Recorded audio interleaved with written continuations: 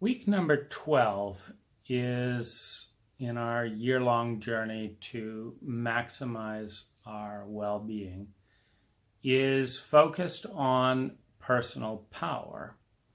And I'm in a more comfortable position than most of these tapes, but you can only see my head to give my girlfriend a little bit of privacy on this video.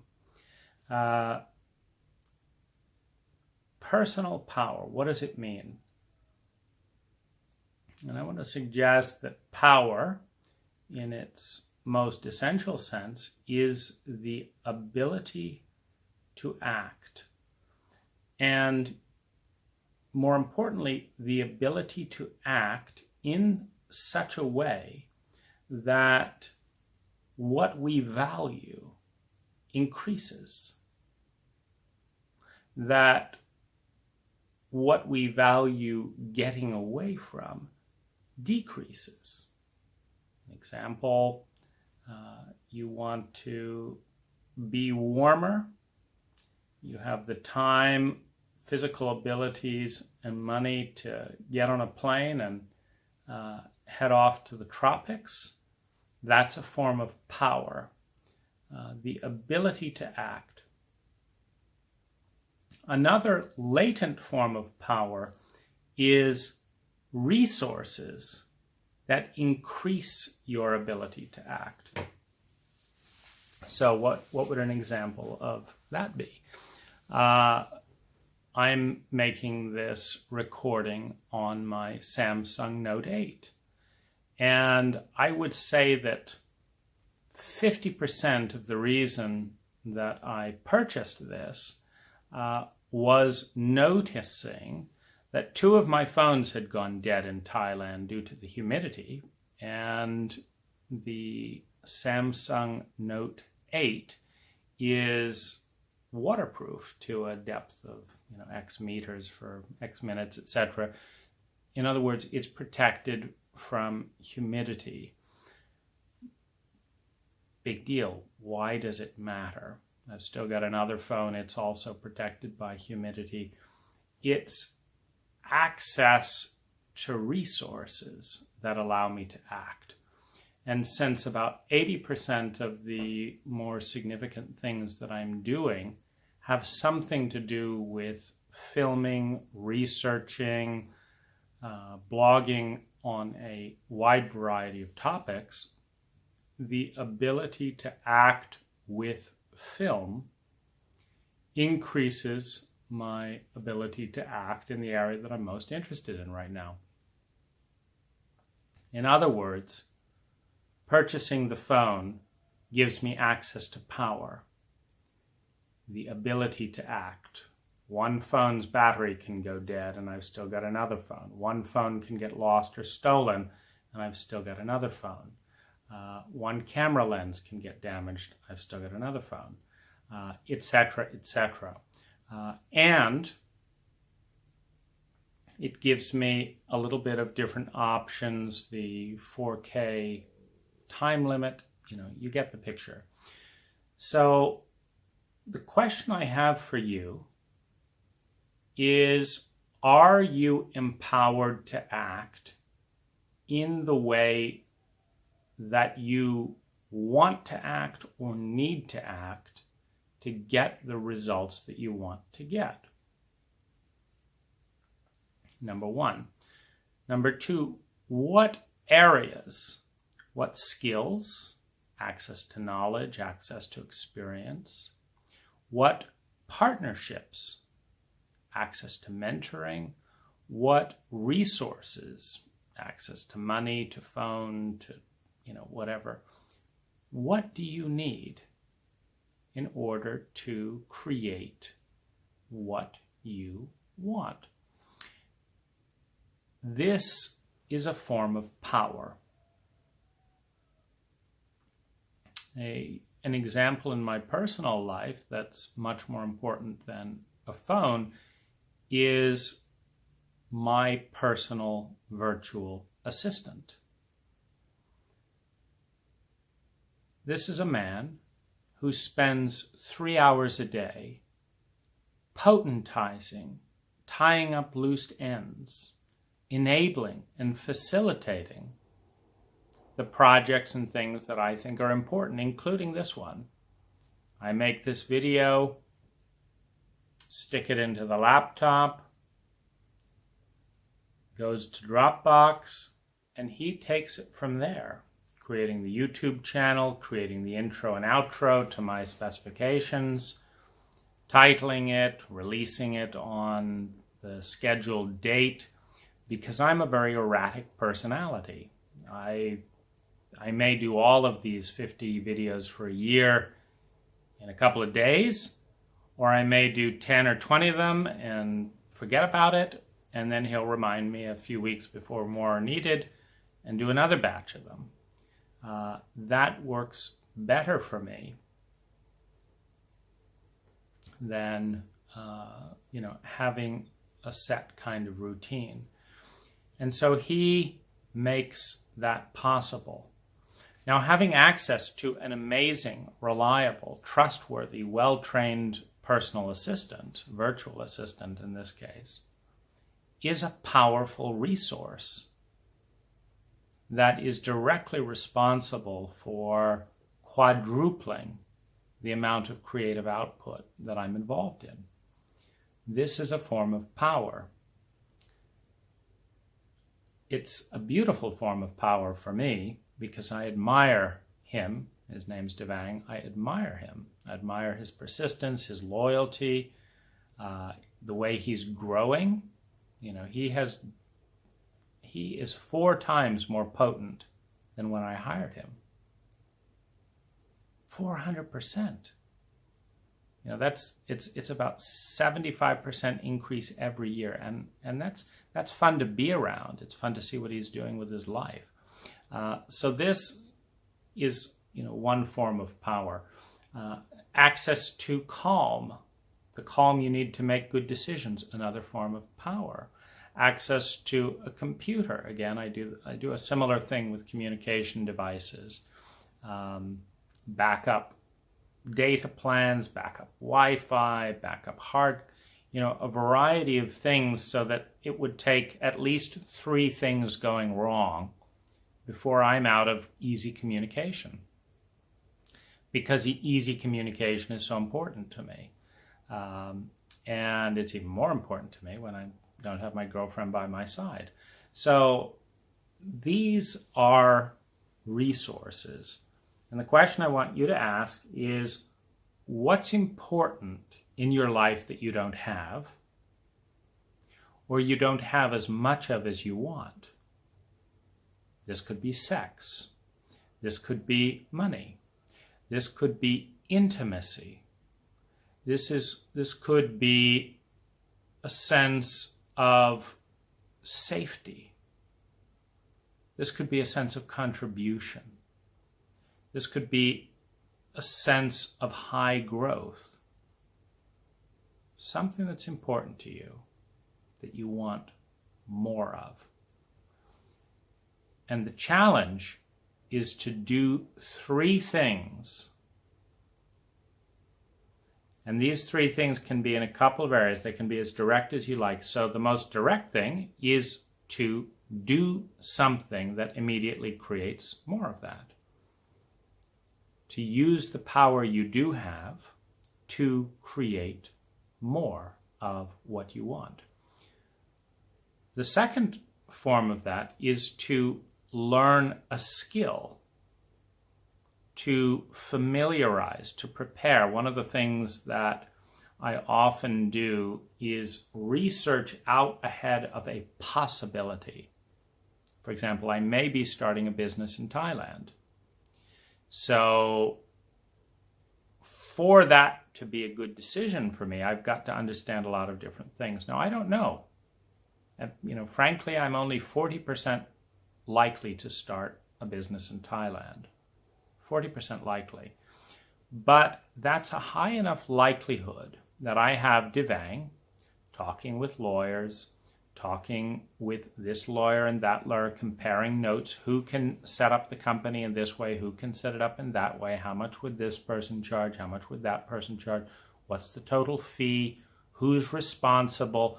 And he's doing that for something that may not happen for 6 months and is not certain to happen at all. Because that's helping us get to know those relationships. And they also could be pivotal, meaning if one person emerges in this chaos of conversations that is responsive, honest, persistent, service-oriented, we may start a business just to interact with that individual because that's such a rare thing. It's an opportunity. What you can do with someone like that is significantly more than what you have to do pushing different people. In the same way that Devang is an opportunity for me. Meaning if Devang was unresponsive, I simply wouldn't do as much as I do. You can thank Devang that I'm doing this. Because if I had to upload this, that, and the other, add this titling, add that, the stuff, I would not consider that I have the bandwidth to do it. So this is a courtesy of Devang. Now, in your life, there are things like that as well. There are calls that you will make if you have privacy that you will not make if you don't have privacy. That is a resource. The silence that underlies these videos is another resource. If there was loud banging going on in the neighbors and this and that and the other, this video wouldn't get made. So silence can be a resource. Lighting can be a resource. Anything that makes it easier for you to be the person you want to be, do the things you want to do, buy the things that you want to buy. Credit card can make things easier. And so certain things will get bought that wouldn't get bought if you had to mail, check, cash in an envelope, or go meet someone, this, that, and the other. So these are resources. And one of the metrics, we talked last week about valuable metrics. One of the metrics that is an important metric to measure is, are you more potent this year than last year? And if not, what can you do and what are you doing to increase your potency? Now, your potency is the amount of time, money, and effort you have to spend to do something you want to do. For example, a suitcase means when you want to go traveling, you just stuff a few things in and off you go.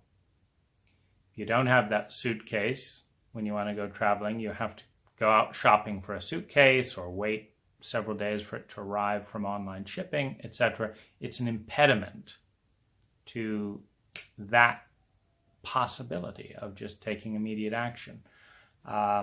And you want to have an abundance of resources, skills, contacts, monies, etc., to facilitate where you may want to go so that you can be in touch with your feminine, referring to the recent chauvinism,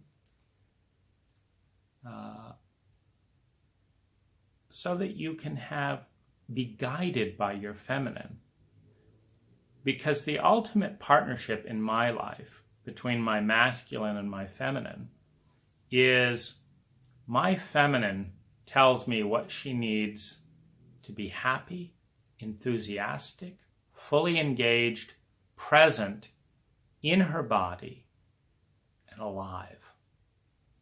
That's what the inner feminine in me tells me. I need this, I need this, I need this, I need this. My masculine goes out and gets it for her. So she's woken up by lawnmowers nearby. My masculine calls the hotel and says, I'm still sleeping. Could you tell the maintenance people to go mow another area and come back in 2 hours? My masculine protects my feminine. My feminine says, oh, it might be nice to do a video on this topic on the beach. You know, that's a fun adventure. It's more fun to film on the beach. My masculine spends time on the, researching online gimbals for smoother filming in outdoor environments. My masculine buys the tripod so that I don't have to, touch the camera in the water and this, that, and the other. And sets things up for that. So really what we're talking about is what skills, what resources, what things would make what the feminine is enamored with, is inspired by, is excited about possible. Because it's all about her. Inside and outside, it's all about her. And of course, the reason it's all about her is that every single thought and action is motivated by emotion. What emotion? I don't want to feel pain, lonely, miserable, despair. I do want to feel joy, alive, beautiful, etc. And she's the only one who can tell me that. Emotions are the only things that can tell what brings about those emotions. It is attunement to the feminine, not to the culture. The culture says, work 40 hours, you're a success. She says, go to the beach. That makes me happy. The culture says, wear a tie and a suit, this and that, and then you're important. She says, oh, I like the feel of that silk scarf. That's nice. The point is, she may enjoy some cultural blessing. She may enjoy cultural status, in which case she may defer some of her impulses to gain social status, etc., if that's what makes her happy. Or I may say, fuck the culture. Let's pay attention to what makes you, my feminine self, feel joy, feel amazing. And I'll sort the culture out. I'll protect you from the nonsense going over there. And I'm going to give you a phenomenal, a beautiful, an exquisite experience. And you can tell me moment by moment how it feels, how I can do better, how I can change things, bring in that dance of variety, so that your life, the feminine essence, is honored and exquisite. So I bring that up because while this week's focus is personal power, in the hierarchy of evolution, power is not the end God. Freedom is not the end God. The end God is a goddess. It is bliss. It is beauty. It is truth. It is goodness. It is well-being. That's what it's all about. That is the goddess on the high crown. Now, why is power important? To serve her. What does service look like?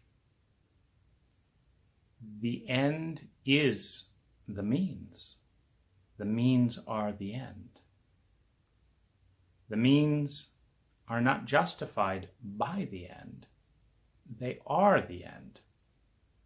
When power is used to create well-being, power is in service to the peak value. When power is used to hurt and harm, power is not used to create, to honor the goddess, the pinnacle. And it's a goddess because that is ultimately behind every single thing that we do. It is to feel better. From the most heinous criminal, from the most atrocious warrioress or warrior, from rape to theft to war to religious persecution, it is all done to help people involved feel better than they felt before. Now, it's often misguided. It's often short-lived. It's often make this person feel better at the expense of this person. But the end game that we're all playing for, the end game, the point we all want to end up at the end of time, as that vortex opens through death, through evolution, and time ceases to exist, is a state of bliss, is a state of ecstasis, out of the box, in which beauty, goodness, truth, the most exquisite things that we can imagine are our reality.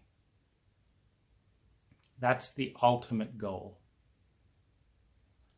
That's the point when we're in that state, in that reality, with mastery, with sustainability, meaning when we can sustain that state, a state of ecstasy, a state of bliss, a state of beauty, truth, goodness. When we can sustain that state and no one can take it away from us, that is the point of no return.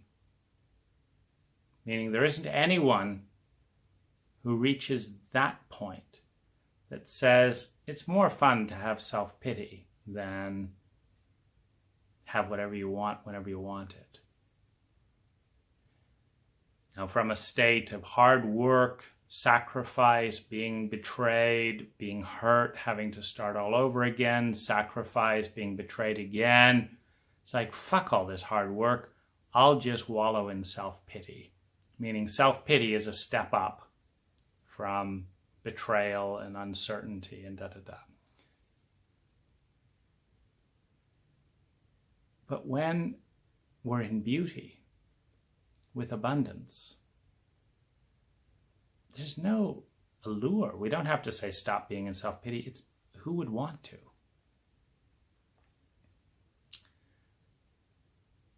The goddess we all serve, in the end, is beauty, is the feeling of abundant loving and being loved. Now we're on a long journey in human history. First we got to stay alive, kill the enemy. Then we got to work hard, survive, gain some belonging. We got to work hard, deal with our weird governments and all their weird policies. I gotta do this, I gotta do that, and yada, da, da, da, da, da. But that's where we're going in the end. It's where we want to be. It's what it's all about. So what step can you take? What book can you read? What action can you take? What person can you meet? What new style of conversation can you create? What question can you ask? What thing can you buy? What responsibility can you responsibly give to someone else that will empower you to understand your inner feminine and take her reality, the reality of your emotional state, to the next level? I'd love to hear. Thanks for watching.